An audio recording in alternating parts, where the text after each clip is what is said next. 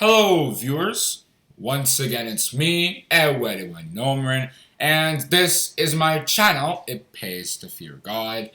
This is where we learn about God, His beloved Son Jesus Christ, and their kingdom purpose, the three most important subjects that we can ever learn about, talk about, or discuss in the entire Holy Bible according to John chapter 17 verse 3.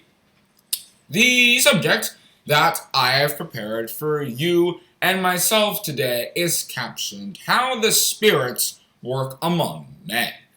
However, before I get into that, we are once again going to hear a tune that some of us might be familiar with. And while that tune is playing, you can go ahead and subscribe and also click the notification bell to be notified when we make future videos like this.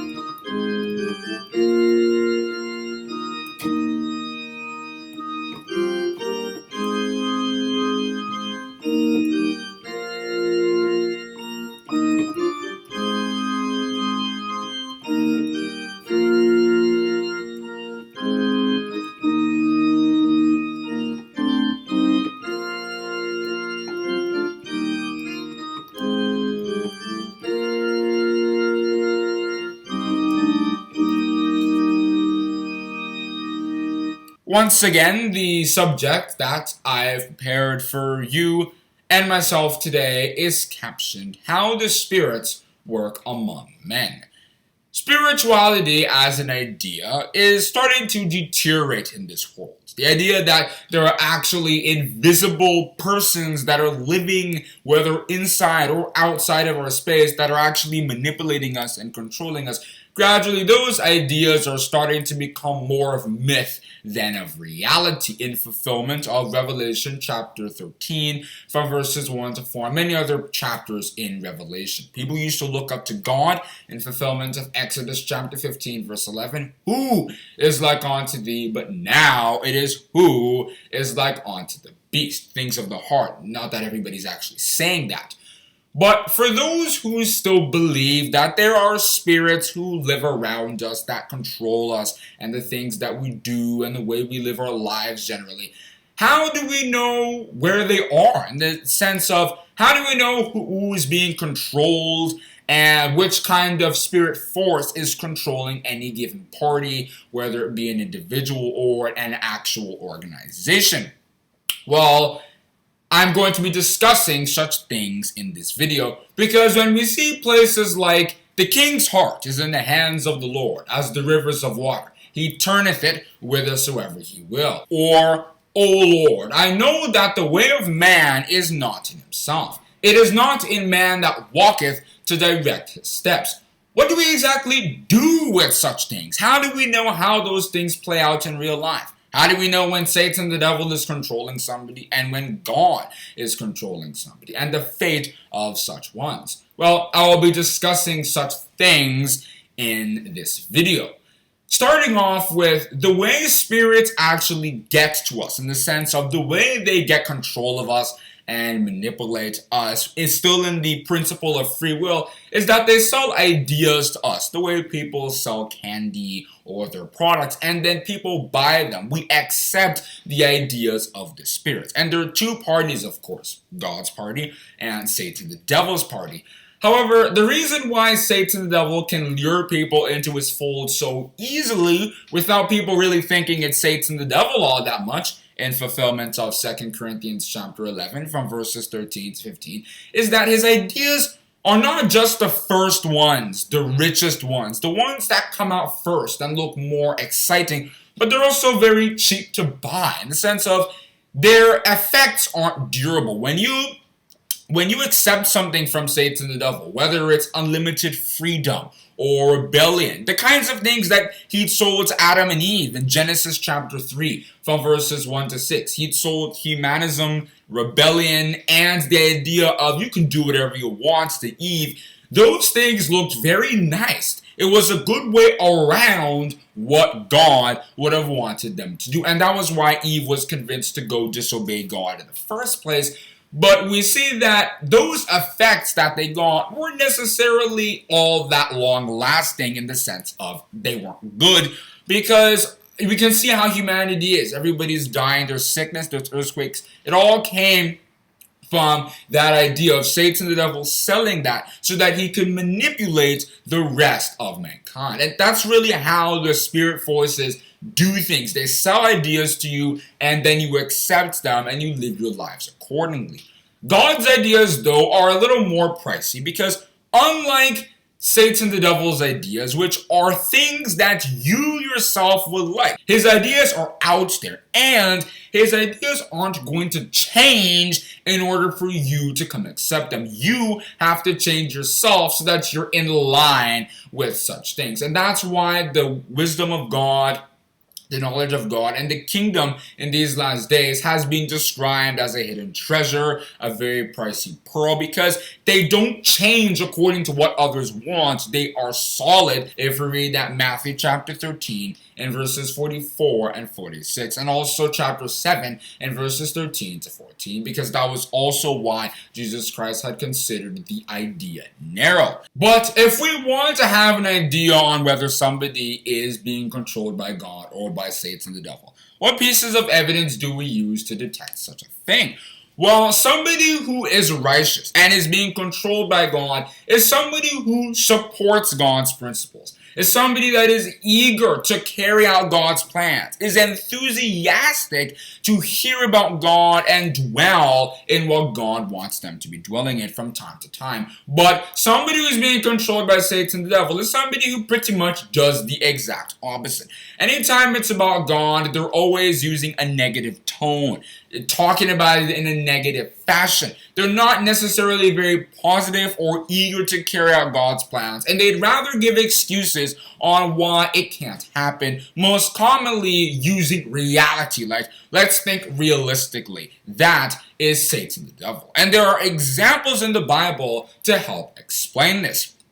For example, in Numbers chapter 13, from verses 27 to 33, we see how there are 12 spies that Moses sent out to go spy the land of Canaan, so that they could have an idea on where they were going to, of course, settle the land that God was going to show them and stuff. And, of course, if we know the story, two of the spies, Joshua and Caleb, had been very optimistic about the land. Remember, everybody saw the giants of Anak. They were saying, let's go occupy the land. We have all power to defeat them. Especially seeing what God had done by tearing down the Egyptian empire to pieces from Exodus chapter 7 to 12 or so. Then the other 10 spies, and of course, remember, 10 to 2, there's a big difference. The 10 spies were like, no, let's think realistically. We are so much smaller than those people. They have fortified cities and stuff. They would destroy us. They're going to kill us. We're only like grasshoppers between such people. So it's not necessarily very logical and realistic to necessarily think that we can suddenly beat giants who are so much taller than us. And because of that, because Satan the devil was sitting on top of those 10 people, once the other Israelites, the big congregation that was, of course, being led by Moses and stuff, had heard that, they wept. And then there was Abiram and the others that wanted to rebel against God that said, let's just set up a captain and go straight back to Egypt.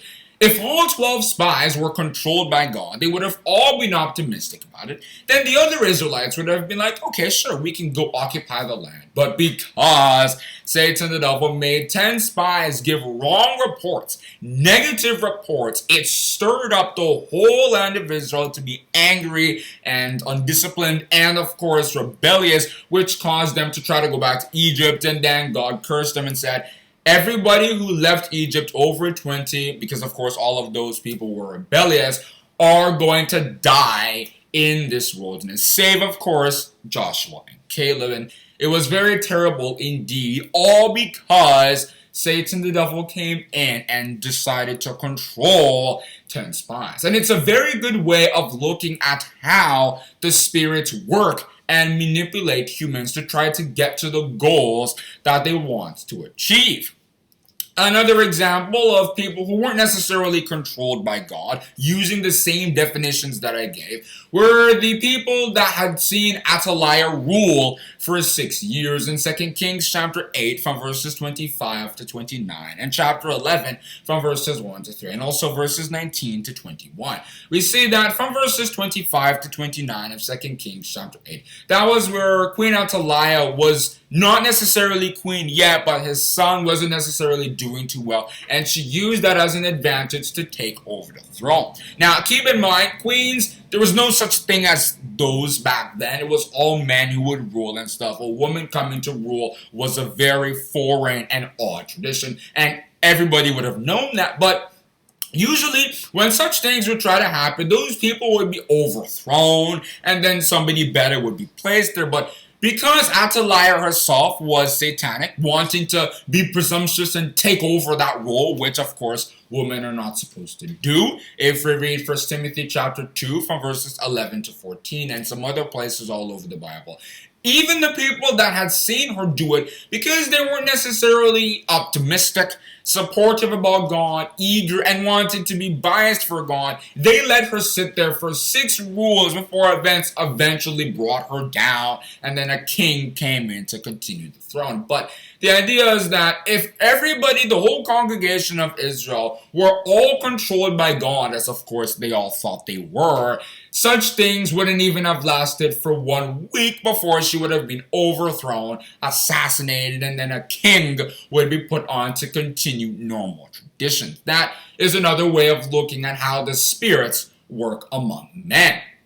One more example is the story of David in 1 Samuel chapter 17 from verses 1 to 58. We see that David was just a normal shepherd, and a normal shepherd is obviously humble and stuff, but he came out to see that Goliath was defying God and saying all kinds of rubbish about God, and he was not afraid to go out there and take the stones that he did and kill Goliath.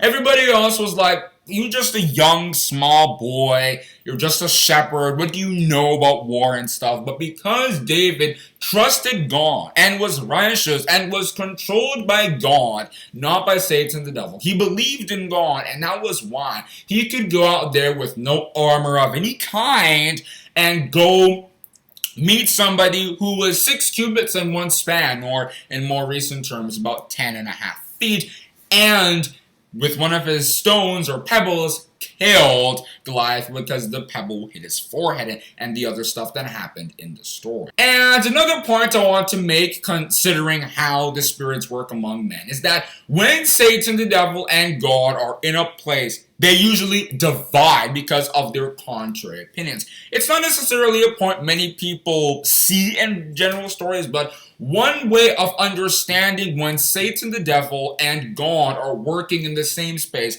is when there are divisions made, and they were talked about from time to time in the Bible. For example, going back to the story of the 12 spies, because 10 were controlled by Satan and 2 were controlled by God, it divided them, and of course it caused confusion and rebellion among the Israelites in Numbers chapter 14. In the story of the disciples of Jesus, because one was controlled by the devil and the other were generally not controlled by him, we saw the divide, and just one of them was enough to betray Jesus, and he was hanged and killed, and everything else went in fulfillment of prophecy, of course, but it was because both God and Satan the devil were working within the same space that such things came to pass. And the parable of the wheat and tares is this exact same idea of the people who own a farm or fields, they sow in it, and the enemy comes and plants his own tares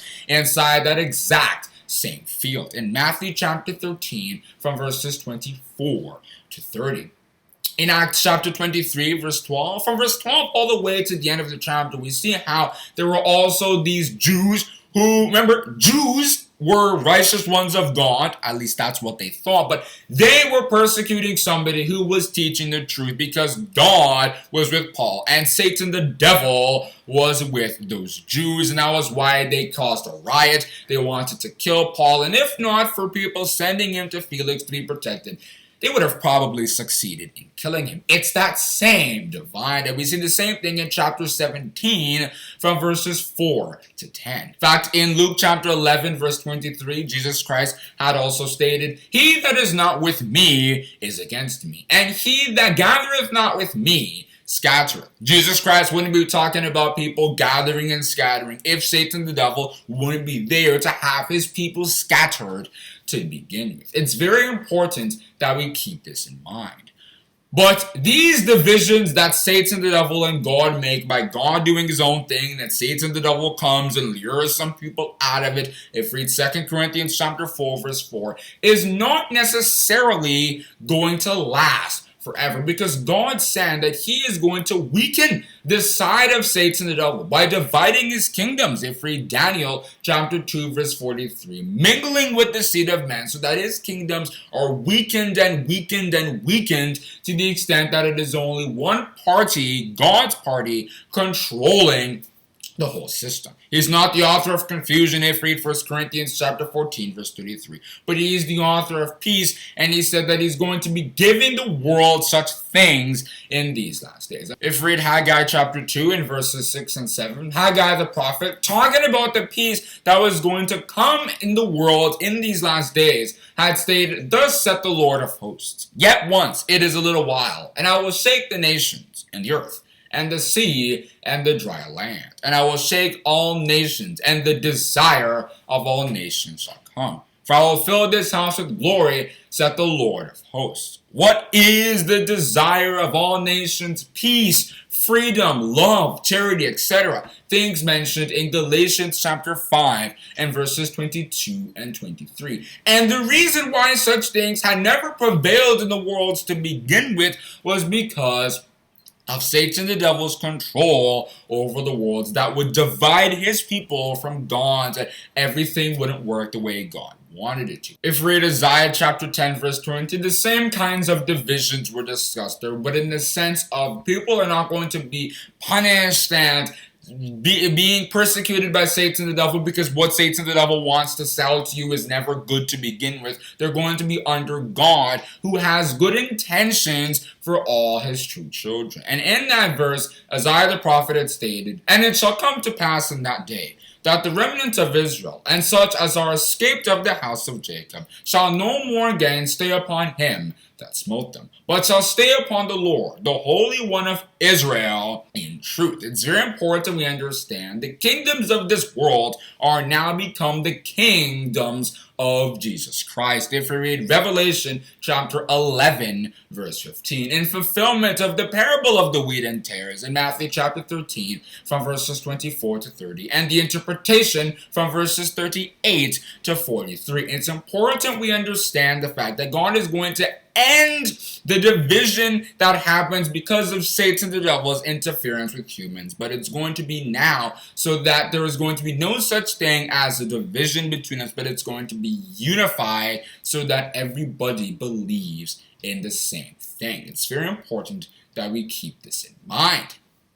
But with all this knowledge and understanding, how do we avoid Satan the devil? Just make sure that he doesn't control our lives so that we are lured into what he wants us to go to. Well, the first and most important things are to cut out the stuff mentioned in Galatians chapter 5 from verses 19 to 21. Those things: adultery, fornication, emulation, strife, seditions, heresies, and all those other kinds of things that were mentioned in those 4 different places. Spiritually speaking, because physically speaking, many people don't do them, but spiritually speaking, because they all have their own spiritual counterparts, we have to cut those things out of our lives, because those are the direct things that Satan the devil is going to use to have connection with us and manipulate us. When the Bible talks about resisting the devil, that he will flee from us, that is the number one thing. If we read James chapter 4 verse 7.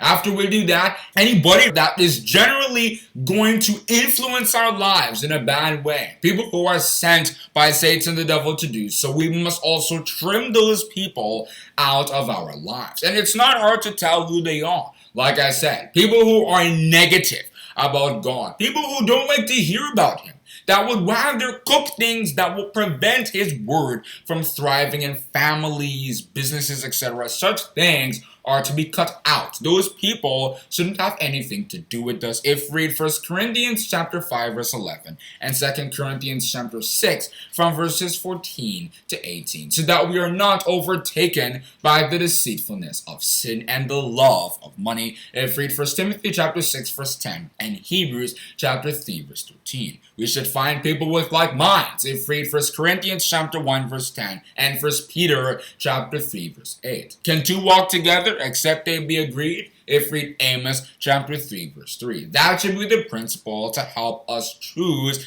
the various friends and stuff that we walk with. And I choose to talk no further on discussing the important subject, how the spirits work among men.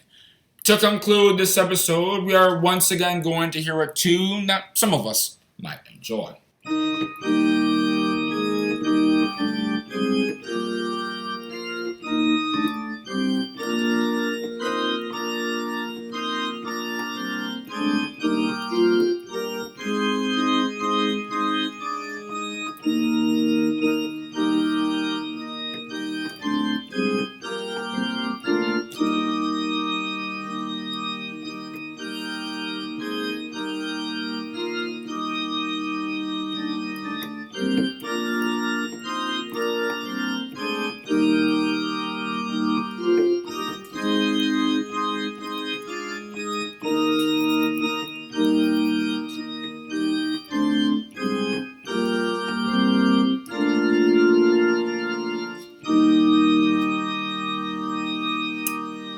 Hope you viewers enjoyed this video. Also hope you learned something most importantly. Please try to subscribe, share this video, and click the notification bell if you haven't already to be notified when we make our next videos. And our heart has to be guarded so that it can only be controlled by God and not by Satan the devil. Keep thy heart with all diligence, for out of it are the issues of life. Thank you for listening.